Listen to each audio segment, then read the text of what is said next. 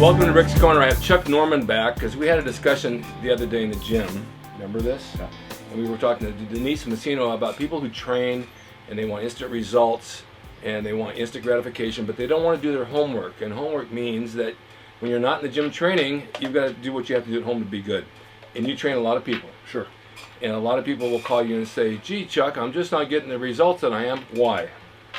Because once they leave the gym, they just leave everything behind and just basically eat like whatever and don't do the work, as we say, the homework at home. Right. Outside of the gym. Right.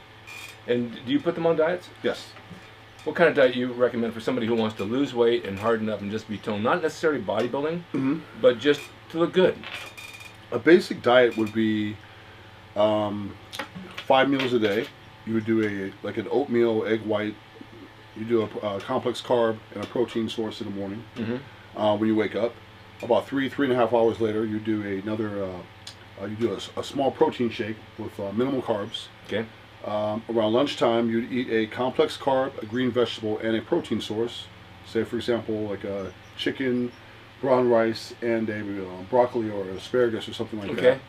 Mid-afternoon, about 3.5 hours later, again, you would do another protein shake. Right. And then your fifth meal, your final meal, you do no carbs, and you do probably like a protein source and a green vegetable, such as like a fish and asparagus or something like that. Okay.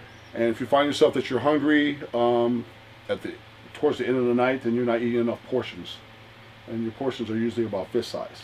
Okay. Okay. Why the complex carb at lunchtime? Depending on what you're trying to do, you still need that energy source to get you through the afternoon. Okay. So you have your morning, you have your complex carb in the morning, which is usually oatmeal, cream of wheat, something like that. And then you'd basically do another complex carb at lunchtime, again, to get you through the energy. A lot of people work in the afternoon. Right, you gotta have something. Right. And they need that energy. But then that's your final complex carb source. Is that afternoon meal, and then basically your evening meal, you have no complex carb. What do you think about a protein drink at bedtime? Sure. To hold you over? Yeah. Remember we were talking and we were talking about supplements, and Denise said when she talks to her people that it's not a meal, it's a supplement to a meal. Exactly. And a lot of people think, well, I'm taking supplements so I don't have to eat, but you do need to eat. You always need to eat. Yeah. People want to try to do protein shakes and protein bars and this, that, and I always tell people you need food. Yeah. That's the best fuel for a body is just food. Period. And sometimes it's hard to get. I know when you're at your office and you don't have access to something, then if you have a protein bar or a protein drink, there are good ones out there that don't have a lot of sugar.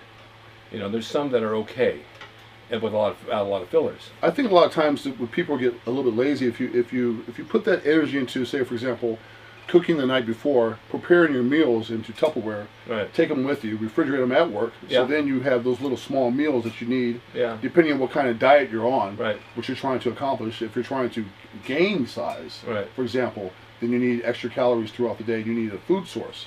So a lot of times you can pack those meals into Tupperware, put them in the refrigerator, you can microwave them, whatever, and have them at the office. That's hardcore. It's hardcore. I mean, how people do it, it's a pain in the ass. Yeah. But if you're going to really want to get in shape and you really want to do the right thing, then you got to do your homework and do the right thing. Sure. The thing is that if you're trying to gain a lot of muscle, then it's a little bit different. You got to add a lot more calories. Of course. Yeah. Old theory was, and I talked about this with Artemis on here because he does this. He cuts his carbs down, but he increases all of his fats with his protein. Wow. Because the fats are readily burned as energy right now. This is what Rio Blair's thing was back in the 60s and 70s. He had a Blair protein, you mix it with cream. The cream is fat. The cream burns out, you use the protein. It doesn't sustain, and that's not stored as fat in the body. Whereas carbohydrates are stored as fat and then burn as energy. So you're bypassing the thing. And it's so that you can eat egg yolks, you can eat different types of fat, and you end up burning it. You don't get fat from it. But that's a whole other science too, but it's good to look into because it works. Absolutely. Yeah. Like we talked before on a previous show, everybody's different. You know, and depending on what everybody's what your goal is, everybody's goals are different. So and everybody's body types are different. So different foods affect different people different ways. Right. So I always curtail each individual per what that individual's goals are and what their body type is and what their likes and dislikes, because that has a lot to do with their diets also. Because you're not going to tell somebody to eat this when they hate it. Right. You know, so it doesn't make sense. Okay, I want to get a touch on a subject of anabolics just a little bit. and I'm not advocating the use of it. I don't say go out and use them. I think that you can gain well without all that. You don't need it unless you're a top pro and you're competing with the rest. But the point is, and we talked about this as well, because guys in the gym are going to take them. We don't care what, you know, we're not going to be able to save everybody or whatever. They're going to take them. Of course. So the point is that you had mentioned someone called you and said, look, I'm taking all this stuff and 3 or 4 weeks into it, it's not working for me. And you asked, are you working out? Yeah, and his answer was, no, I'm not working out. No, I am not. I'm working out 2 days all month. You know, it's just like the diet too. You've got to get to the gym. You can't just work out a couple of days and take 2 weeks off and go back and expect any results on a diet, any supplements, any anabolics, or any nutritional things if you're not putting the time in the gym along with your homework at night. Listen, like I told Denise yesterday, and we were talking, if it was easy, everybody would look good. Yeah. It's not easy. It's a lifestyle change that you need. Right. You need to put the work in the gym, outside the gym. I always tell people, prepare your meals. If you're really trying to get dedicated and get your abs in for the summertime and this and that, you have to really eat clean. And it's really, really hard unless you're preparing your meals. It makes it a lot easier. But you have to stay on just a daily routine, and also a pretty much sophisticated workout routine during the week, because people try to take supplements, try to take anabolic steroids, and think this pill is going to make me have muscles. And it doesn't. Or this pill is going to make me have abs. That's not the case at all. No.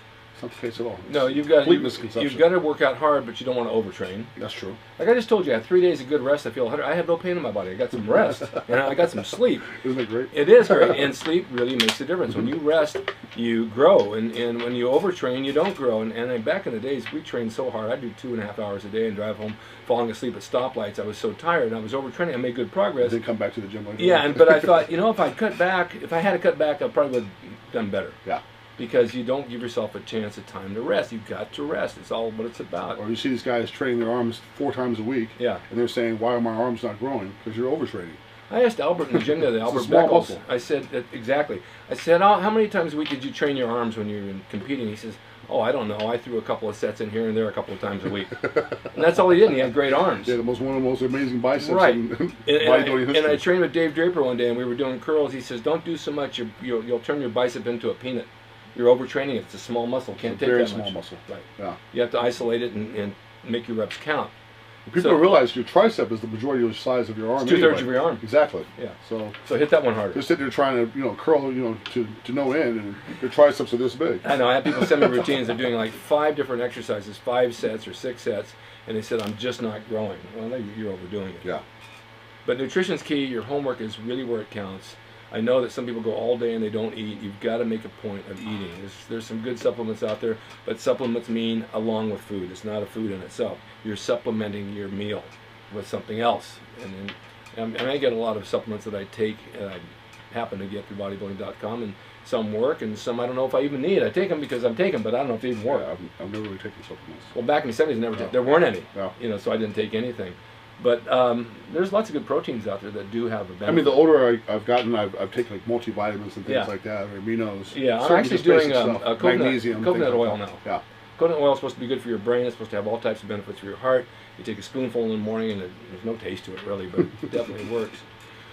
Well, that's why I wanted Chuck to come over, because we had this conversation, and I thought it was important for you guys to know, because you're always writing and asking me questions. I get emails all day long about training and how do I do this and why am I not getting results with that, and what about taking gear, and it's like, come on guys, just put the work in. And keep it simple. Simple. It's simple. It's not you don't take a rocket scientist to build a big body. But it's consistent training, and that's what it takes. And if you want to reach Chuck, where can they find you on the internet? I'm on getfitwithchuck.com, okay. And I'm also on Yelp. And you can find me at Gold's Gym, North Hollywood. Also, I have to mention this because I want to bring up Robert Patrick from Terminator. Chuck trains him like every day. 5 days a week. And Robert gets ready for certain roles. He'll gain weight, right? Yep. And then he'll lose weight, but he puts his time in. He puts his time in. Robert trains extremely hard. Probably my hardest training clients. And he puts the work in depending on what role he has coming up.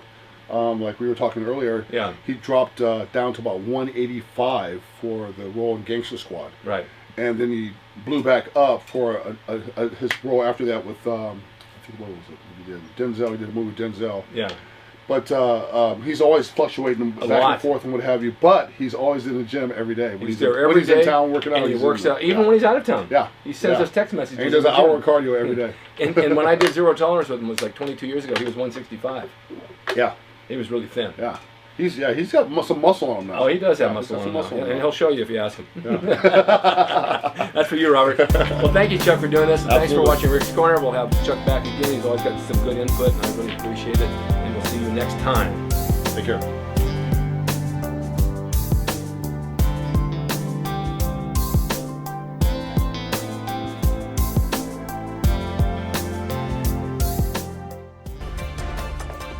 It's rickdrason.com. He is the equalizer, baby. See you next time.